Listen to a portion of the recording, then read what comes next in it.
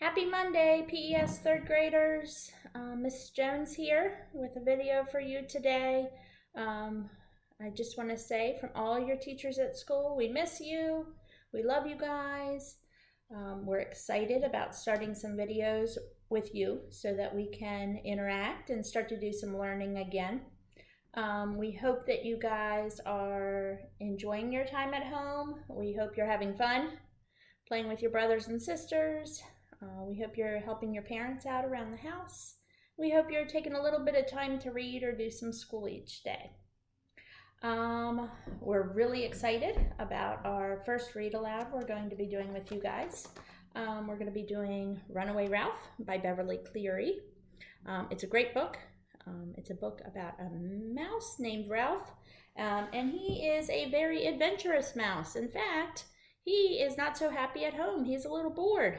So he goes on an adventure, but what he learns in the end was that home was not such a bad place to be.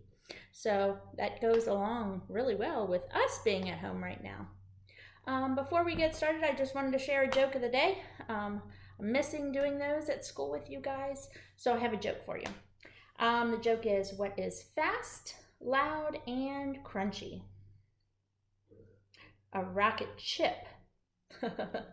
I hope you guys got a little laugh out of that one. All right, we're going to go ahead and get started.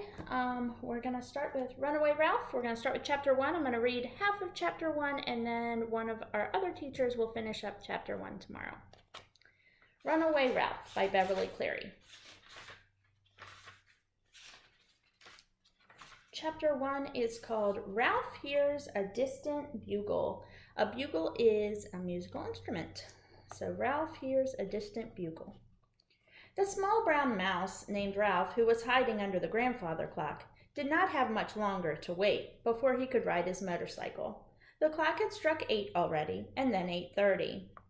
Ralph was the only mouse in the Mountain View Inn, a run-down hotel in the foothills of the Sierra Nevada, who owned a motorcycle.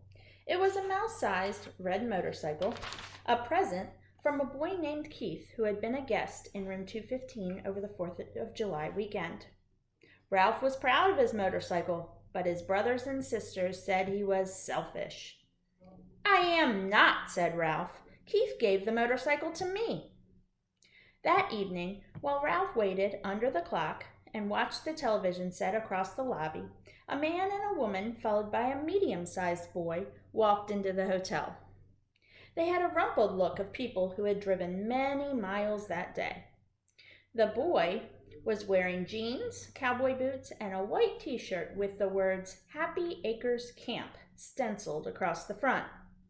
Ralph observed the boy with interest. He was the right kind of boy, a boy sure to like peanut butter and jelly sandwiches. Since the day Keith had left the hotel, Ralph had longed for crumbs of a peanut butter and jelly sandwich. A grating, grinding noise came from the works of the grandfather clock. Ralph clapped his paws over his ears. The clock grumbled and groaned and managed to strike the hour. 9 o'clock, the time almost had come. The stroke of 9 was followed by the slow, sad notes of music that lingered and died mysteriously in the distance every night at this time.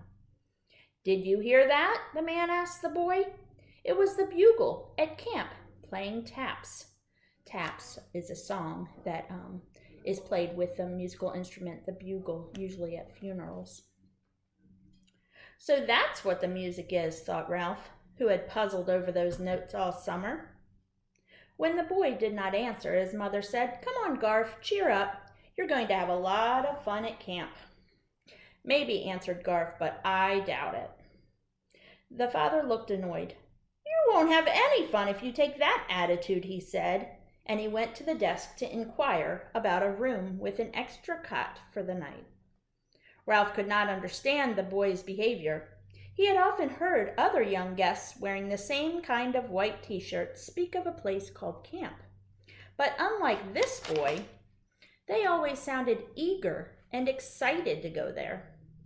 Ralph did not know exactly what a camp was, but since medium-sized boys and girls went there, he thought it must be a place where people ate peanut butter and jelly sandwiches. The desk clerk summoned old Matt, the elderly bellboy, and hotel handyman to show the family to their room. As Matt picked up their suitcases and led the way to the elevator, he said to Garth, "Well, young fellow, what are you going to have for breakfast tomorrow?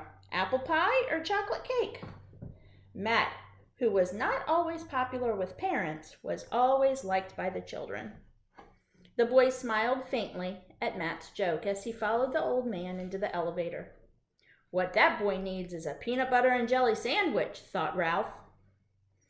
When Matt returned to the lobby, Ralph watched him go out onto the hotel porch, where he stood for a few minutes among the empty rocking chairs for his nightly look at the stars before he retired for the night. The night clerk, a college student hired for the summer, came on duty and settled down on the couch to read a thick book. Ralph's time almost had come. Sure enough, the clerk read a few pages and then lay down on the couch with the book face down on his chest and closed his eyes. Ralph was free for the night. He darted under the television set where he had hidden his motorcycle and the crash helmet that Keith had made from half a ping-pong ball lined with thistledown. He already had polished the chrome on his motorcycle by licking his paws and rubbing them over the dull spots. Now he set his crash helmet on his head, snapped the rubber band under his chin to hold it in place, and taking care to keep his tail out of the spokes, mounted his motorcycle. Next, he inhaled deeply and exhaling with a vroom sound, the only sound that will make a miniature motorcycle go. He sped out from under the television set and across the carpet. Vroom! Ralph rode across the lobby and into the hall. Up and down the hall zoomed Ralph, and the joy of speeding made up for the long hours of hiding in dusty corners waiting for the night to come. Up and down the hall Ralph rode until he was too tired to take another big breath. Then he parked his motorcycle in a shadowy corner, hung his crash helmet on the handlebars, and flattening himself, he slipped under a door into his favorite room at the inn. It was a stuffy room, never very light even in daytime, and locked when the last person left it at night. It was furnished with small tables and a row of high stools. The room was Ralph's favorite because he could always find peanuts on the floor, sometimes popcorn, and once in a great while a stuffed olive. Tonight he gobbled his fill of peanuts, wishing he had a little grape jelly to go with them, and managed, in spite of being somewhat fatter than when he had entered, to squeeze out again. And here's a picture of Ralph getting those goodies off the floor in this room.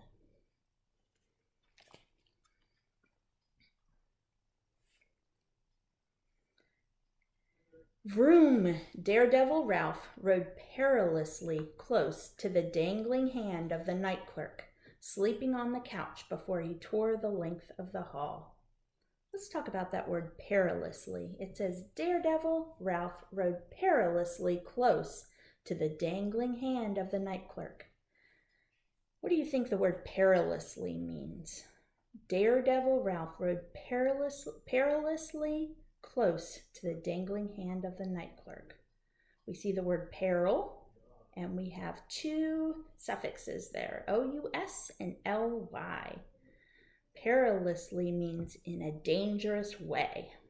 In a dangerous way. So Daredevil Ralph rode in a dangerous way close to the dangling hand of the night clerk sleeping on the couch before he tore the length of the hall. Ralph was exhilarated by speed, danger, and his own daring. Vroom, vroom, back to the lobby. As Ralph paused to take another deep breath, his sharp ears caught the approaching squeaks of his little brothers and sisters and cousins, who rarely ventured into the lobby because they were afraid of the stuffed deer heads on the walls and the stuffed owl on the mantelpiece of the stone fireplace. Drat, swore Ralph softly to himself. Ralph was in the process of taking a deep breath so he could make a fast getaway when his mother and his Uncle Lester scurried from under a chair in front of him. Ralph's deep breath came out in a poof, and his motorcycle stopped. "Ralph," said Uncle Lester, "it's time we had a talk." Ralph did not answer. He did not want to talk. Neither did he want to listen, but he knew that he could not avoid his uncle's lecture. He only hoped it would end before the little mice managed to get down the stairs. "You can't go on living like this," said Uncle Lester. "Running around the lobby, watching television all day, and tearing around on that motorcycle all night." "Yes," agreed Ralph's mother, a most fearful mouse, whose whiskers trembled constantly with fright. She was afraid of people, of vacuum cleaners, owls, cats, traps, and poisoned grain. She quivered at the slightest sound. Ralph stared at the carpet. "Look at you," said Uncle Lester. "You have lint all over your whiskers." Ralph brushed at his whiskers with one paw. "And you're getting fat from eating peanuts you pick up in that place," continued Uncle Lester. "A bar is no place for a young mouse." "You will fall in with evil companions," said his mother. "They will lead you into trouble." "Nobody can lead me any place," said Ralph, "because I can go faster on my bike." By now the little brothers and sisters and cousins had gathered to listen, wide-eyed with interest and pleasure. One cousin, braver than the rest, said, "He thinks he's big, calling a motorcycle a bike." "Ralph, you're sure to break your neck if you keep on riding that thing," said his mother. "But you said I could ride it," said Ralph sullenly. "You said I could if I wore my crash helmet, and I kept both paws on the handle grips." "I know," admitted his mother with a sigh. I can't imagine what I was thinking of." The grandfather clock began to grind and groan. All of Ralph's family was alert, and when the clock began to strike, they disappeared under chairs and behind draperies. All except Uncle Lester, and even he looked nervous. We're going to stop right there for today. I think Miss Catlett is going to finish chapter 1 tomorrow. So we're going to read a little bit more each day about Ralph and his adventures that he goes on. It doesn't seem that his Uncle Lester or his mom are very excited about or interested in him going on any sort of adventures. So we'll have to see how all that plays out. So for today, if you guys get the opportunity, you don't have to, but if you want to, I'd like for you to think about the setting of the story. Think about where this story takes place. So we know this story takes place in a hotel. It seems kind of like an old and dreary hotel. It doesn't seem like a very modern and newly built hotel. It seems older. We know that a lot of people pass through on their way to camp, this Camp Green Acres. So I want you to think about the setting.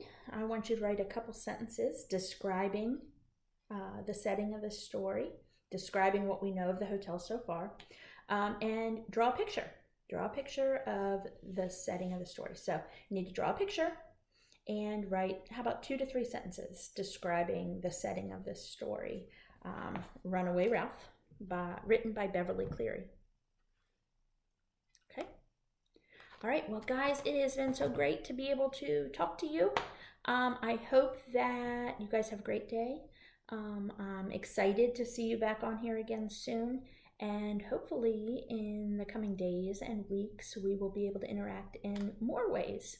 But thank you for coming on and listening today. And it was great being able to talk to you. Have a wonderful day. Bye, guys.